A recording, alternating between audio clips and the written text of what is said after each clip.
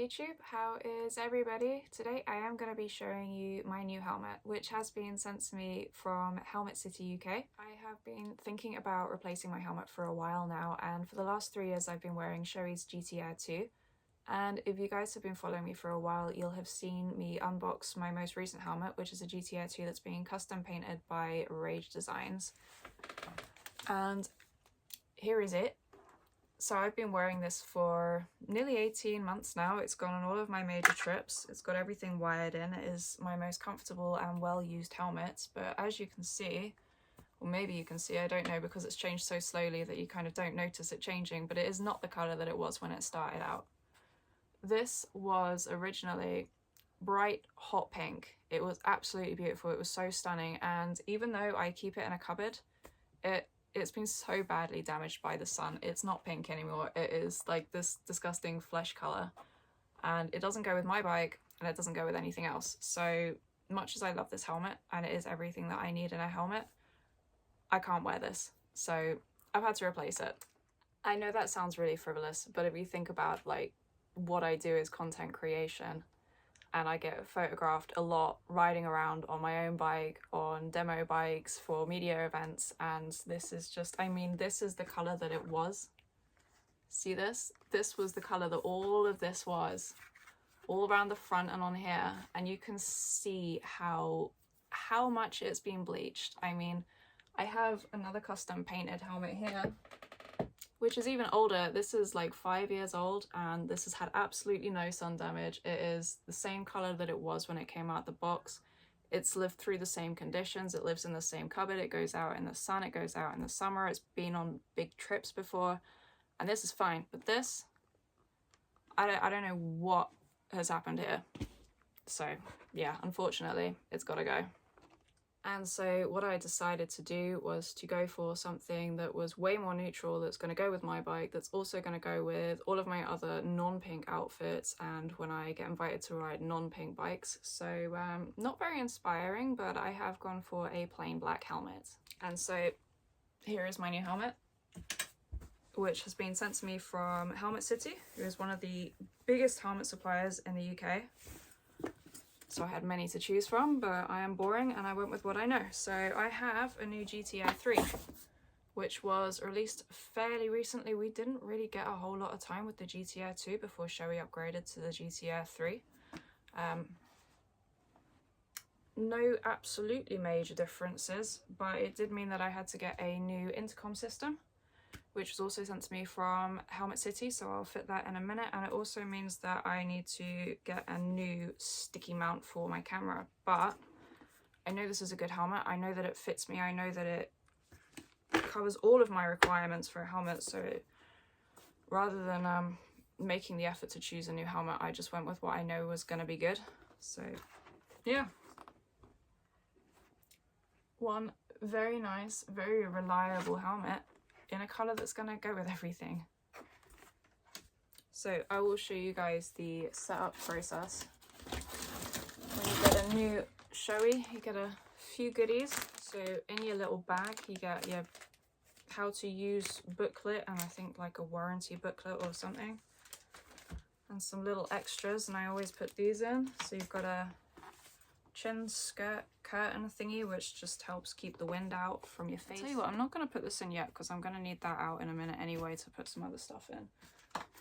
This is like a breath guard, and this clips in here. Again, I'll clip that in when I'm done with the other bits. You get a little pouch of silicone. This is not to clean anything. This is just kind of like an upkeep thing. You've got these rubber seals, and with use these dry out and crack, and if you wipe a little bit of silicone over them, it prolongs the life of the air water seal thing around your visor. So it's handy not to lose those, and don't use them to clean, is not what that's for. And all new Shoeis come with pin locks, which you can put into your visor, and it stops your visor from steaming up, and they are extremely good. I would not have a helmet without a pin lock, but I'm sure you guys know about pin locks anyway. Sorry, I'm doing this all on my lap, so it's difficult to get everything in the shot. So I'm assuming this is going to be the same deal as with my Shoei GT Air 2. Just put the visor up, pull a little thingy down, and out it pops. So you've got a little the little thingy there, you pull that down and that should just pop out with a little bit of force. And visors don't really break, so you don't need to be too precious about these. You're unlikely to break it. So this is your pin lock. So you've got a seal around one side of it, and then it's flat around the other side, and you've got a little blue protective bit of film on it.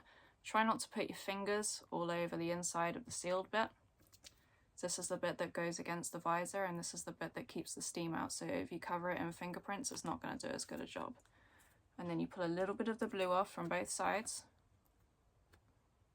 so it doesn't get in the way. And you can easily remove this once it's fitted, but leave it on while you're fitting it, again, just to protect it from fingerprints and whatnot.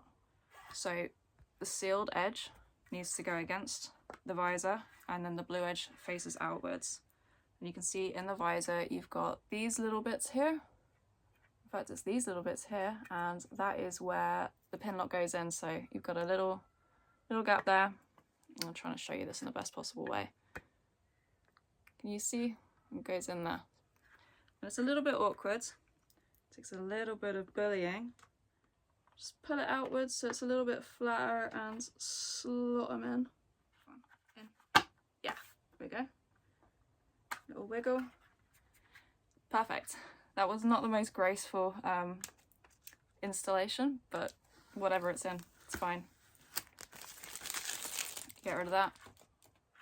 And you can see that is in there nice and good.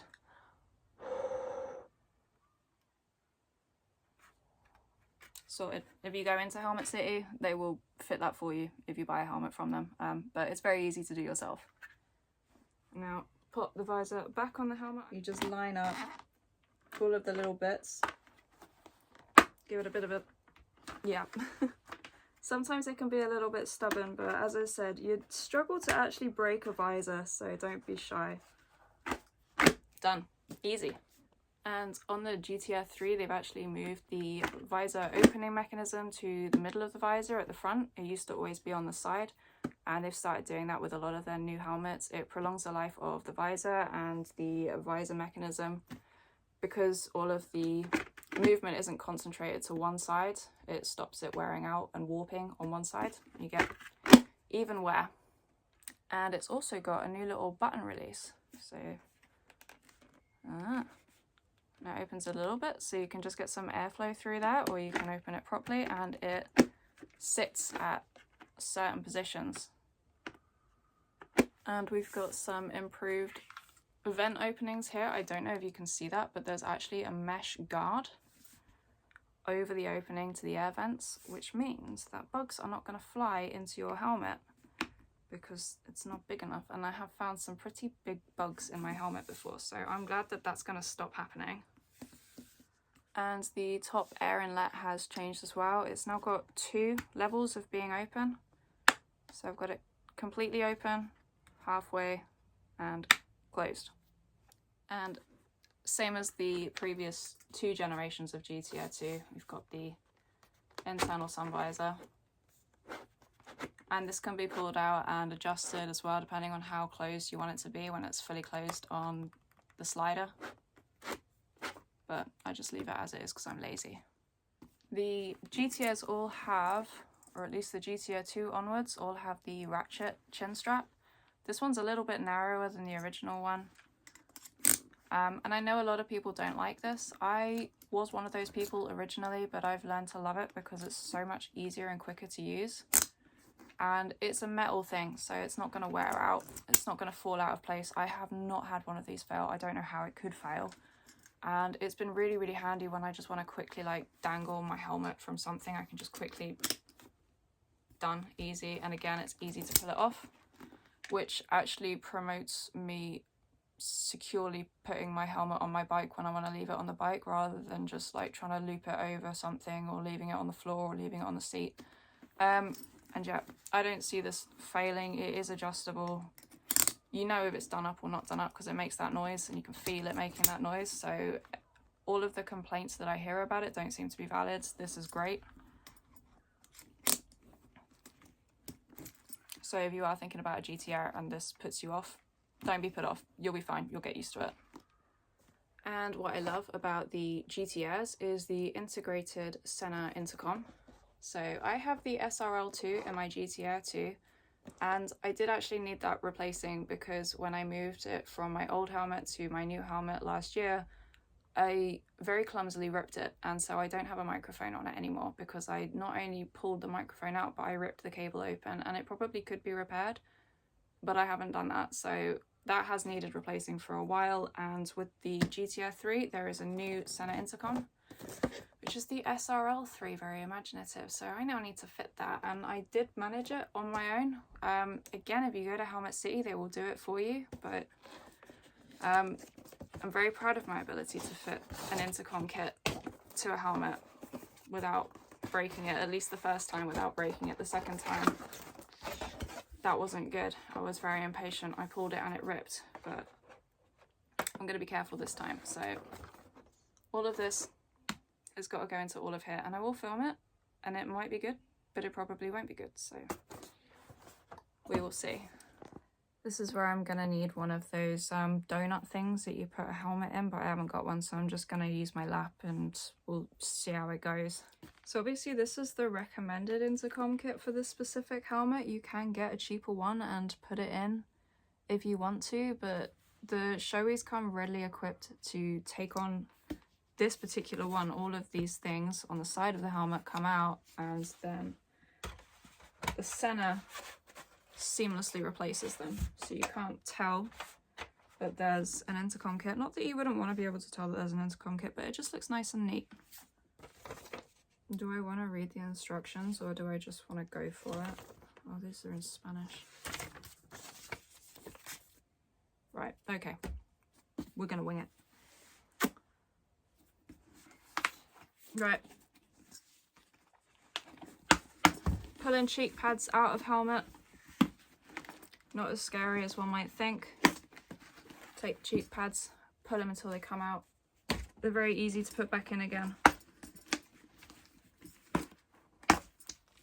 These are for the emergency services, so if you have an accident and the paramedics see these on your helmet, rather than trying to pull your helmet off the normal way, you can pull these and all of the padding inside your helmet will come out, and then you can remove your helmet safely, or the paramedics can remove your helmet safely for you.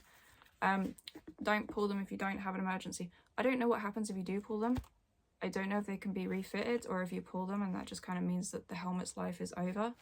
So just be careful that when you do pull your cheek pads out, you don't pull these, because it could be really bad, or it might be absolutely fine. I don't know.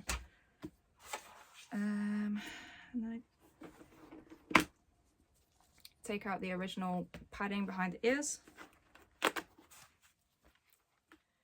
And then I think I need to remove these thingies, and I think I need to remove them from both sides. And I don't know if that's easy or not. I don't know if this is something that brute force will do it, or if I actually need to be careful. Oh, it's the whole thing. Is it the whole thing? It's a little... Oh, that was really easy. Okay, nice. Maybe I don't need my little plastic tool. That was way easier on this helmet. The last one I had to like break a nail trying to snap it out. Yes. Beautiful. And then the back one. Is the back one easy? Please? Oh my god. This looks so professional. It really didn't the first time I had to do this. The first time I had to do it, I was just pulling things until they broke. I shouldn't admit that. I'm a professional. Anyway, let's take these out gently. What have we got? What have we got? This might be the easiest thing in the world. Helmet City will do this for you, but if you do it for yourself, you'll feel well good. Brains. Okay, alright, I've tangled it up now. Which way around does it go? That way? No. That way. Okay. Okay. I'll show you this anyway. So this is where you charge it. It goes in the back bit of the helmet. These go in the sides. They replace the things that I just removed. This goes in your ear. There's your speaker. And what's that? What? I don't know what that is. We'll find out. I have no idea. It'd be nice if there was like a diagram or something. Anyway, I'll do the bits that I know. You go in you. You go in you? Maybe? Please? I think the most awkward part of this is just lining up the cables so that they're not stuck out in the way. Does it go under the... Yeah! Yes! Clicky noise is good. Perfect, right. Thing 1 done.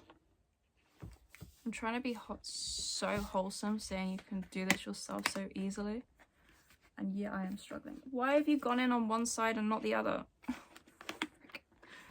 Come on. That one first? Ah, okay. Okay. Do it from the front back. Okay, that looks good. Right, what the hell is this? Does this take the...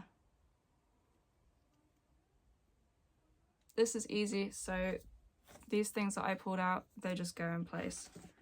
And there's, in the helmet, there's some channels.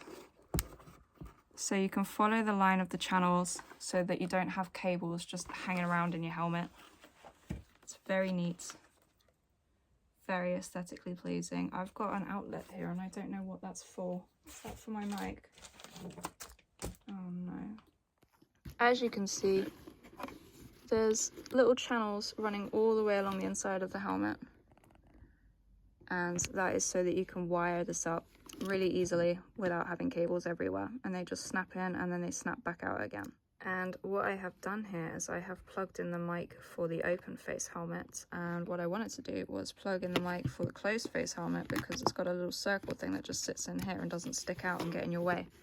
So I need to just undo everything that I did. Alright, that took longer to rectify than I would like to admit. It's actually got dark outside. I've now put the correct mic in. I think my fear was that I was going to rip it, like I did with the last one. So, yeah. Not good. Fragile little cables. Don't know how fragile. And obviously, you don't know how fragile something is until it's too late. You go down there. Start from the front. Put that in that. My nice subtle little buttons. I have absolutely no idea what this is. I'm gonna look at my other helmet and see if I can figure it out.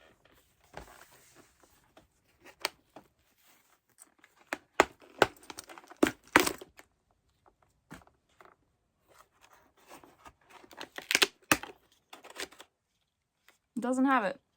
I don't know what that is. Oh my god, okay. I don't know. Let's just shove it in there and see what happens.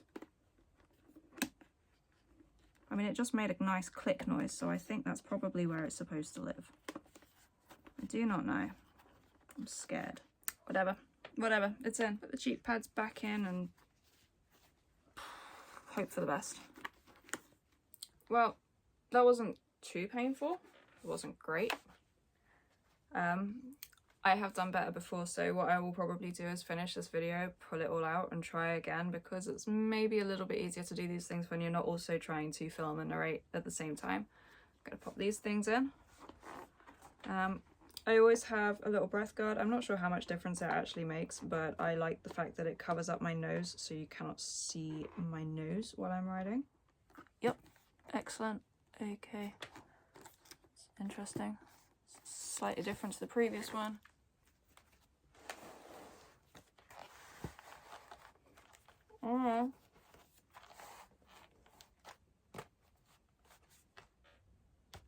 Here we go. One ready to go. Shoei GT Air 3.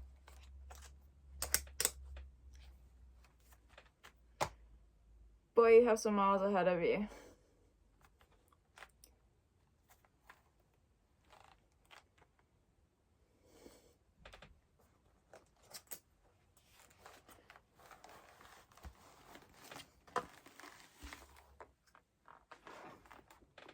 So the next thing that I need to do with this helmet, and I can't do it right this second, is I need to put my helmet camera mount onto it and then wire in my microphone. I can't do it yet because I haven't got the little mount sticky thing printed, but I'll show you how it's been done on my GT Air too, because it's going to be exactly the same. Just ignore the fact that this has got guts hanging out of it at the moment. So I've got a 3D printed GoPro mount here, and this is specific to this helmet. So if you go to websites like Chin Mounts, you can buy them, or if you have a 3D printer, you can go on Thingiverse, find them, print them, and then stick them on, and then the GoPro just slots into there, and it sits around about here. I have to have mine upside down because this sticks out quite a fair bit. So if it was the right way up, I'd be pointing at my dash, which I don't want. So I have to mount it upside down, but the camera automatically flips the footage anyway, so it's not a problem. So I am old school and I have a cable microphone. And all I do with this is I plug it into the camera. So I pull it out of my helmet, plug it into the camera, and then all of this excess cable just gets tucked away behind my cheek pads. And then when I'm not using it, the rest of the cable just sits inside the helmet, just out of the way again, tucked into the cheek pads. So it's super easy, a little bit old-fashioned, but it works for me because I know that it's working because it's a cable. It's not going to run out of battery or anything, although at some point I will probably upgrade. And there you have it. So that setup will get moved onto the new helmet, ready for when I go away. And then it'll be absolutely perfect. I've just got to pair up the intercom and then we are good to go. So I hope that this video has been entertaining, maybe useful, and I look forward to wearing this. So huge thank you to Helmet City for saving me and providing me with this helmet when I needed it. And I will see the rest of you guys later. Goodbye.